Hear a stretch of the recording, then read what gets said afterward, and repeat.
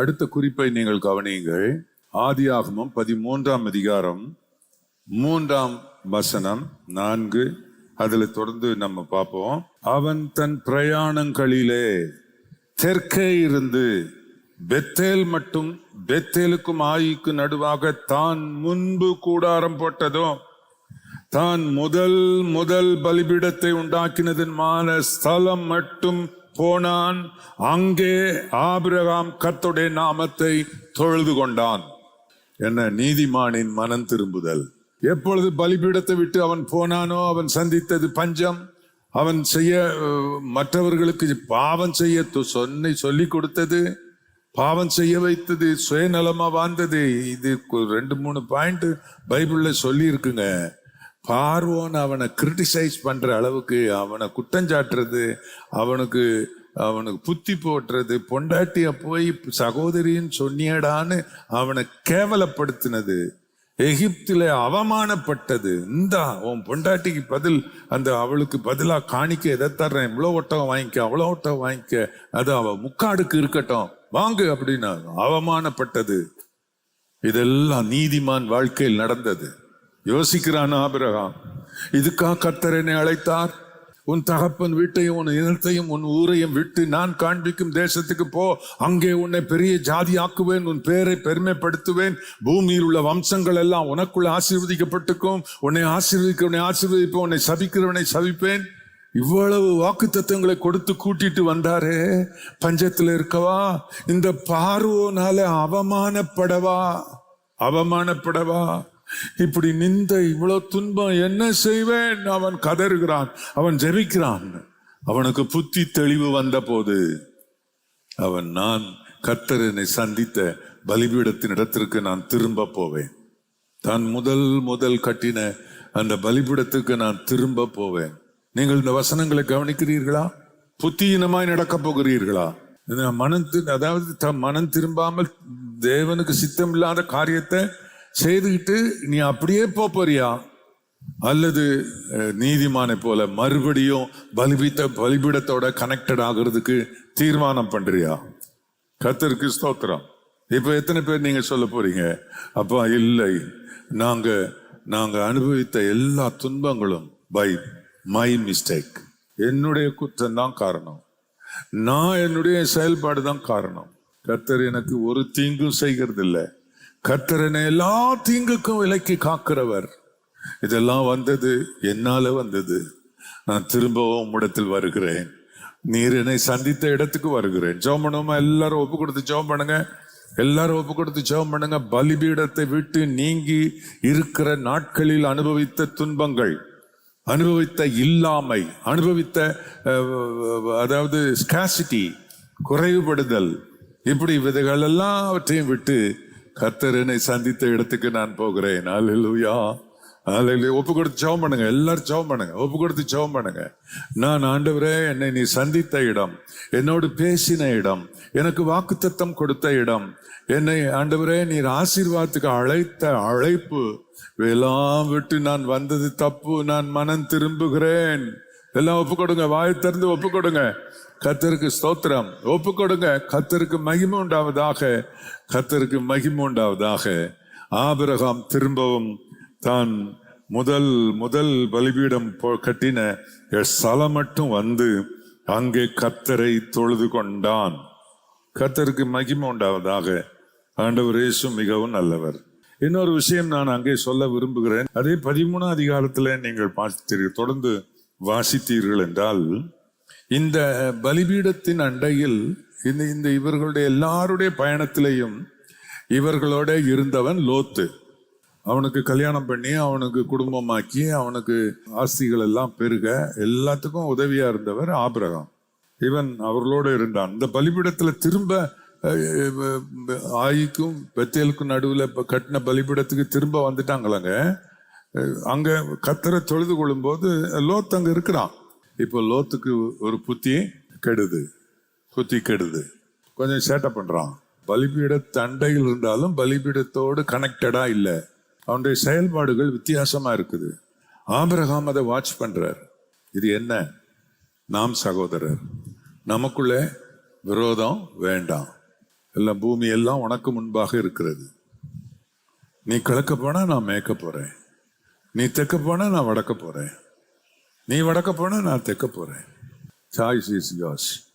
அப்படி சொன்ன உடனே இவன் என்ன சொல்லி இருக்க வேண்டும்?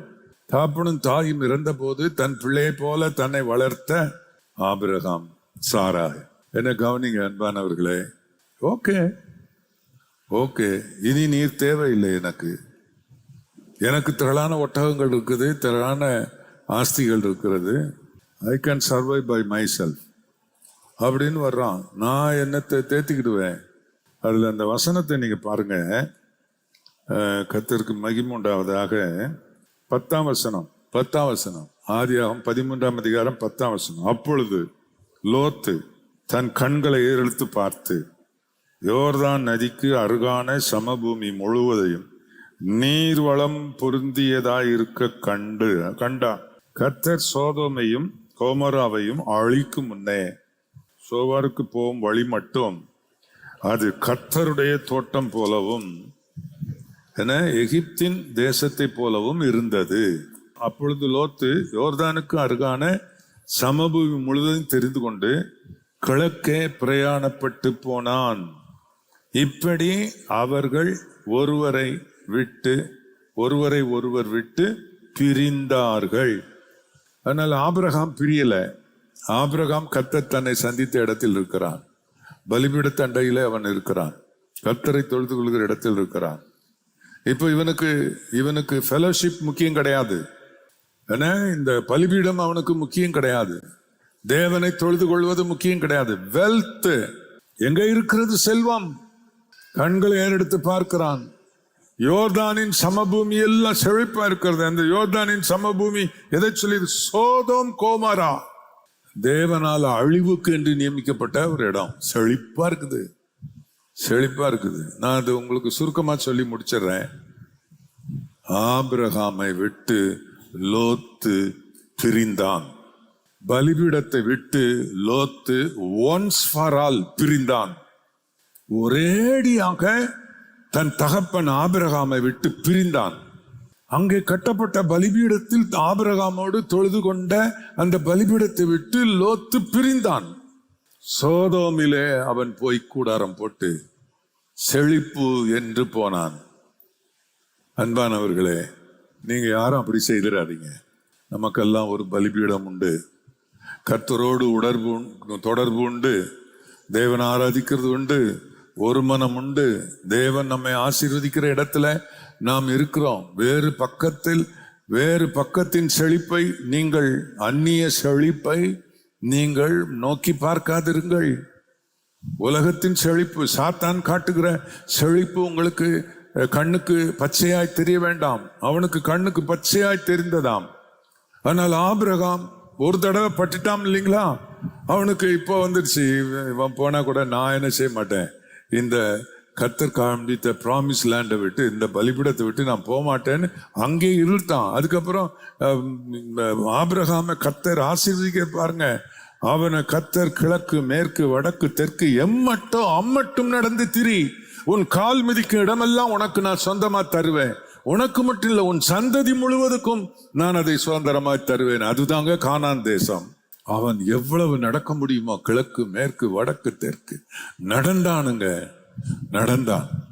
கர்த்தருக்கு மகிமை உண்டாவதாக. அதுல பின்னால வசனங்களை நீங்க வாசித்து பாருங்க.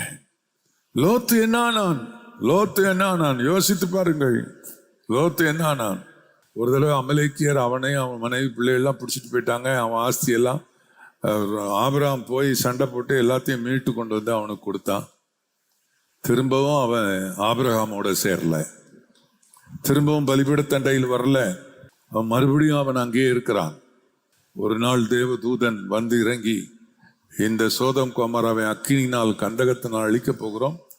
ஆபிரகாம் ஜெபித்ததினாலே அவன் நிமித்தம் கிளம்பு, உன் குடும்பத்தை கூட்டிட்டு பின்னிட்டு பார்க்காதே, இந்த சமபூமி எங்கு நெல்லாதே, ஜீவன் தப்ப ஓடிப்போ என்று அவனுக்கு சொல்லப்பட்டது ஆதியாகமம் 19ஆம் அதிகாரத்துல.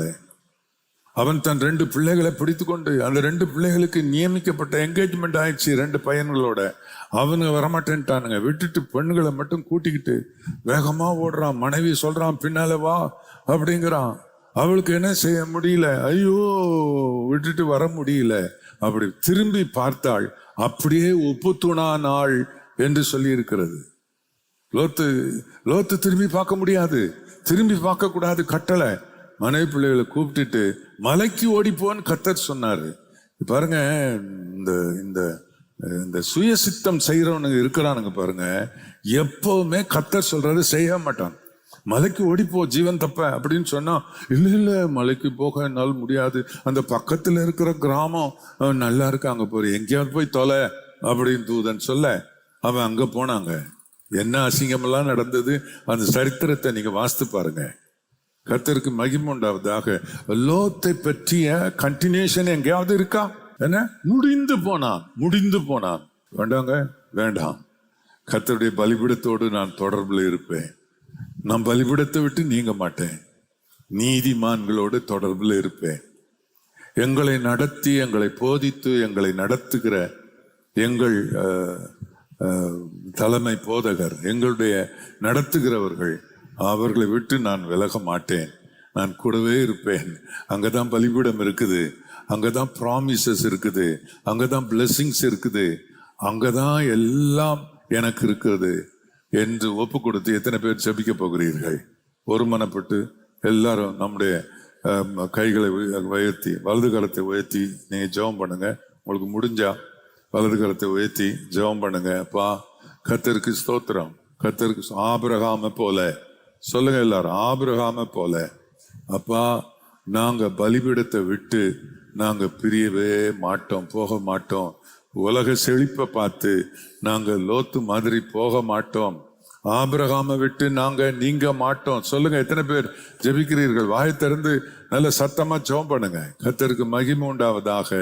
இயேசுவே, இயேசுவே, கர்த்தருக்கு மகிமை உண்டாவதாக.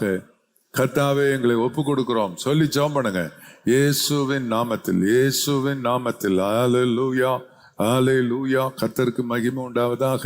இயேசுவின் நாமத்தில், இயேசுவின் நாமத்தில். ஆண்டவரே, லோத்து மனைவி, அப்பா, லோத்து பிள்ளைகள், லோத்தினுடைய வம்சம், லோத்தினுடைய ஆண்டவரே அவனுடைய சரித்திரம், அப்பா, கர்த்தர் எனக்கு உதவி செய்வீராக. உம்முடைய கரத்தில் ஒப்பு கொடுக்கிறேன். எல்லாம் ஜெபம் பண்ணுங்க. கர்த்தருக்கு மகிமை உண்டாவதாக. கர்த்தருக்கு ஸ்தோத்திரம். ஆபிரகாமை கர்த்தர் ஆசீர்வதித்தார். ஆபிரகாம் அதற்கு பிற்பாடு பலிபீடம் பல இடங்களில் கட்டினான். கர்த்தரை தொழுது கொண்டான். கர்த்தருக்கு மகிமை உண்டாவதாக. கர்த்தர் நிச்சயமா ஆண்டவர் இயேசு கிருபை செய்வார். அல்லேலூயா.